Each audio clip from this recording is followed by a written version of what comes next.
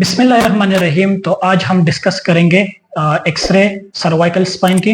ये हमारे पास एक पेशेंट आया है और ये पेशेंट कह रहे हैं कि मुझे गर्दन में बहुत ज़्यादा शदीद पेन है और मेरा एक हाथ भी सुन्न हो रहा है। खैर मैं अभी ज़्यादा डिजीज़ वाइज तो नहीं जाता कि ये क्यों है, किस वजह से है। अभी आप लोग को सिंपल आज जो है सिंपल एक्सरे समझाने की कोशिश करता हूँ कि आप लोगों को पता हो कि मुझे एक्सरे कैसे रीड करना है। फिर उसके बाद इंशाल्लाह इन चीज़ों के ऊपर जाएंगे कि ये क्या क्या इंडिकेशन करता है, अगर ये सिम्टम होंगे तो एक्सरे में क्या कैसे नजर आएगा। तो वो इंशाल्लाह बाद में हम नेक्स्ट इनके बाद जो वीडियोस आएंगे तो वो इसमें आज जो बेसिक्स एक्सरे को कैसे रीड करना है ये हम डिस्कस करते हैं। ठीक है, तो सबसे पहले आप सबका बहुत बहुत शुक्रिया। आप लोगों ने जो एमआरआई वीडियोस पे जो रिस्पांस दिखाए है और आप लोग जो कमेंट्स कर रहे हो, तो सारे कमेंट्स में इंशाल्लाह ये सारे कमेंट्स में रीड कर रहा हूँ और ये सारे जो है मेरे इंशाल्लाह एक लिस्ट में लगी है और इंशाल्लाह कमिंग डेज में इन पे भी वीडियोस में इंशाल्लाह लॉन्च करूंगा और वो वीडियोस भी इंशाल्लाह आप लोगों को बहुत जल्द मिल जाएंगे। तो अभी सीधा एक्सरे की तरफ जाते हैं।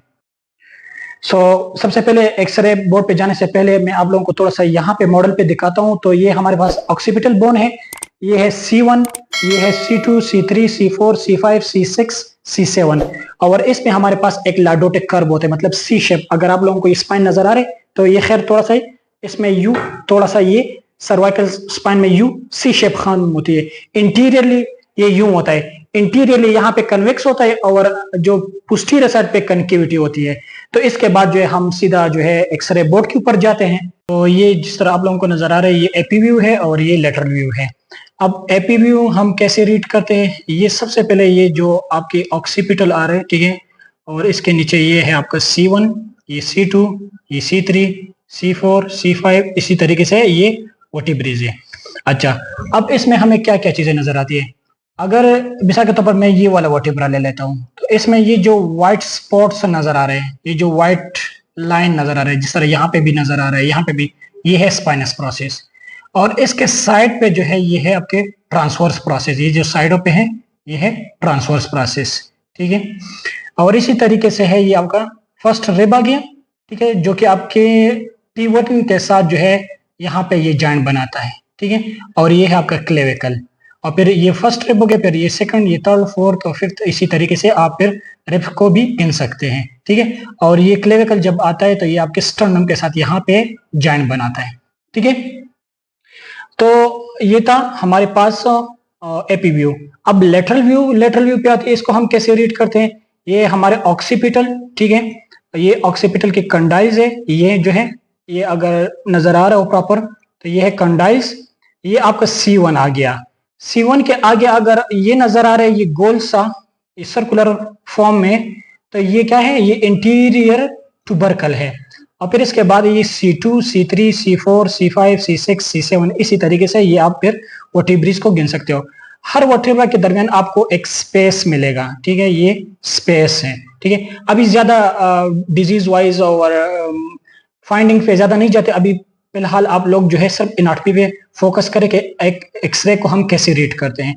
तो जिस तरीके से आप लोगों ने ये देख लिया कि ये हम इसी तरीके से C1, C2, 3, 4, 5 और हर एक दो वर्टिब्रे के दरमियान एक स्पेस होता है जिसको हम कहते हैं इंटरवर्टिब्रल स्पेस, या यहाँ पे डिस्क मौजूद होता है। अच्छा, इसके बाद यहाँ पर ये जो एरिया है, ये जो एरिया, ये पूरा एरिया, अब यहां से यहां तक ये आपका स्पाइनस प्रोसेस आ गया, ये आपका लेमिना है, ठीक है, ये लेमिना है।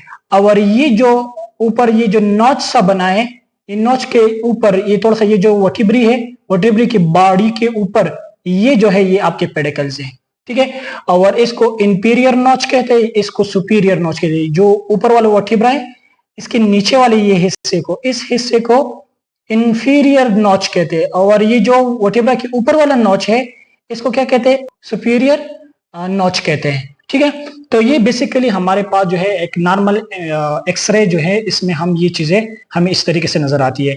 फिर इसमें जब हम पहले कमेंट करते हैं कि इस एक्सरे के अंदर क्या प्रॉब्लम्स हैं, तो हम सबसे पहले तो लाडोटिक कर्व को देखते हैं। ये जो सर्वाइकल होता है इसमें हमेशा हमारे पास क्या होता है, एक लाडोटिक कर्व होता है, मतलब सी शेप इस तरह खम होता है, ठीक है। इंटीरियर साइड पे कन्वेक्सिटी होता है और पोस्टीरियर साइड पे कनकेविटी होता है। तो इस तरीके से अब सब हम मैं कह सकता हूं कि इसके थोड़ा सा है मेंटेन है, थोड़ा सा स्ट्रेटनिंग की तरफ गए हैं, लेकिन है थोड़ा सा कर्व है थोड़ा सा, तो प्रॉपर लाडोटिक कर्व नहीं है, लेकिन समहाउ थोड़ा बहुत मेंटेन है, ठीक है। बाकी डिजेनरेटिव चेंजेस बहुत ज्यादा है। खैर डिजेनरेटिव चेंजेस और इन पे मैं अलग वीडियोस बनाऊंगा। तो इस लेटरल व्यू के अंदर आपको बहुत सारी ये डिजेनरेटिव चेंजेस भी नजर आती है। फिर इसके बाद अगर आप लोगों को ये वर्टिब्री के दरमियान पे ये जो ब्लैक ब्लैक स्पॉट नजर आ रही है, तो इसका इंडिकेशन क्या है? इसका इंडिकेशन है कि ये जो वर्टिब्री की जो क्वालिटी है ये कंप्रोमाइज है, मतलब ये कि विटामिन डी डिफिशियंसी है, जिसकी वजह से जो है वर्टिब्रा प्रॉपर तरीके से आप लोगों को नजर नहीं आता, ठीक है। और बाकी ये जो शेडो वगैरह ये आपके जो सब ऑक्सीपिटलस मसल्स और जो ट्रैप्स वगैरह ये आपके पास जो है ये एक शेडो में आप लोगों के पास ये मसल जो है ये शो होती है एक शेडो के फॉर्म में, ठीक है। इंटीरियरली भी आपके पास ये जो शेडोज आती है ये मसल्स के हैं। तो ये तो हमारे पास नॉर्मल एक्सरे जो कि आज हमने डिस्कस कर लिए। अगली वीडियो के लिए हमारे साथ रहिए। जज़ाकल्लाह खैर।